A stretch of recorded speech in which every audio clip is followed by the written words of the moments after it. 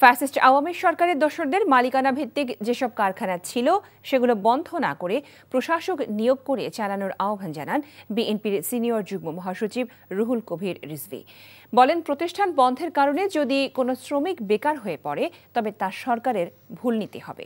বুধবার দুপুরে নয়াপল্টনে বিএনপি কেন্দ্রীয় কার্যালয়ে মে দিবসের কর্মসূচি উপলক্ষে সংবাদ সম্মেলন করে এসব কথা বলেন তিনি। এ সময় তিনি আরও বলেন, ফ্যাসিবাদ পতনের পর ভিন্ন আঙ্গিকে হবে এবারের শ্রমিক সমাবেশ। সমাবেশে প্রধান অতিথি হিসেবে ভার্চুয়ালি যুক্ত থাকবেন বিএনপির ভারপ্রাপ্ত চেয়ারম্যান তারেক রহমান। আর সমাবেশ থেকে দেশবাসীর জন্য বার্তা দেওয়া হবে বলেও তিনি জানান।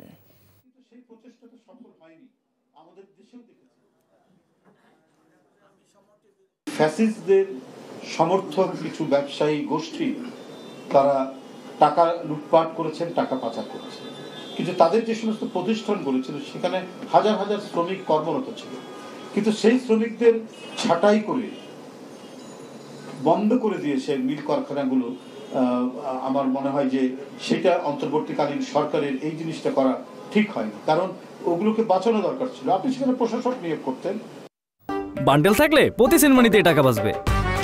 বিকাশ সেনমানি বান্ডেল কিনে জিতুন প্রতি লেনদেনে।